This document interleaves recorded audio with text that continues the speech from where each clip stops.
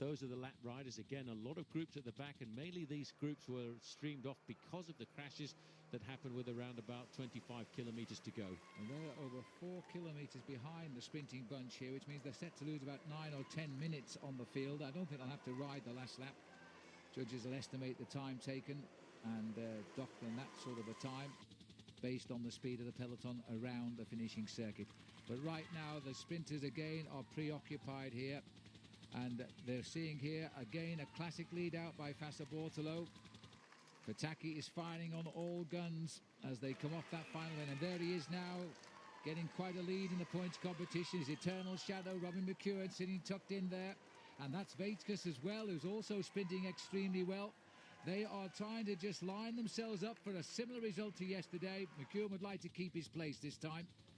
Great organisation. Look at that. 1, 2, 3, 4 riders from Fassa Bortolo on the front, then Alessandro Pataki. The way to win this sprint is to peel off over the last 3 kilometres and end up with one last man to catapult the leader into victory in the last 500 metres. That's the way it works in the handbook, and that's the way they've got it right on a number of occasions so far. There's Pollack moving up there, trying to get himself to the back wheel of Robbie McEwen. A lot of argy-bargy going on in the middle there as everybody just tries to stay near the front. The reason they're so close to the front is they want to be in 7th or 8th position, but they don't want to hit the front until the last possible moment. Well, that was Volodymyr Gustov doing the last big turn there for Fassa Bortolo and swinging out of the way. They've still got some pace in this line out for Fassa Bortolo, and Pataki sitting in the slipstream. He's 3 men down now, but it's getting a bit crowded in the office today as the riders moving up to try and hold Pataki against that railing. Vaitkus has come over the top of him as they go around that left-hander. Nauders is up there, so is Freddie Rodriguez, and so is Jans Verrada there in the dark blue and pink jersey of the Lampre squad. Still controlled by these riders on the front now. It looks very much as if the man taking over for Fassa Bortolo is Fabio Sacchi on the front there. The last man to lead out the sprint towards the very end is usually Marco Velo, and he will be in 3rd position, just in front of Alessandro Pataki.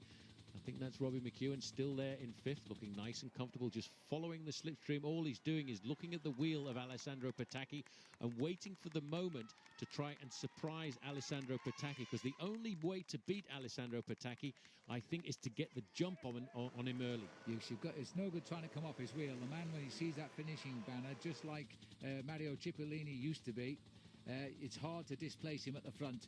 And there he is lying 3rd now, and right behind him too is Robbie McEwen, still looking for a 2nd stage win here before he says goodbye.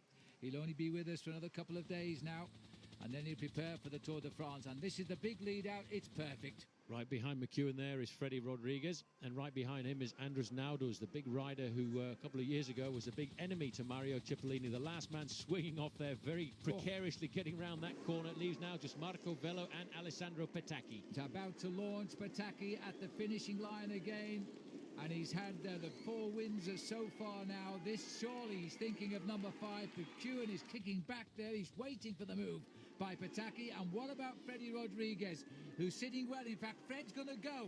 He's going to try and get the jump on Pataki, and Gonzalez. Freddie Rodriguez has gone on the right here now. He may have read it just perfect here. He's moved off his line a bit, but he's holding on as Pataki now fires, and I think Rodriguez gets it on the line. Well, he did exactly what you said, Paul. He went before Pataki made the move. I don't think that move across the road will worry the judges too much. That was a big win for Fred. A very big win. He did exactly what everyone else has been trying to do. And look, and this is where it starts here.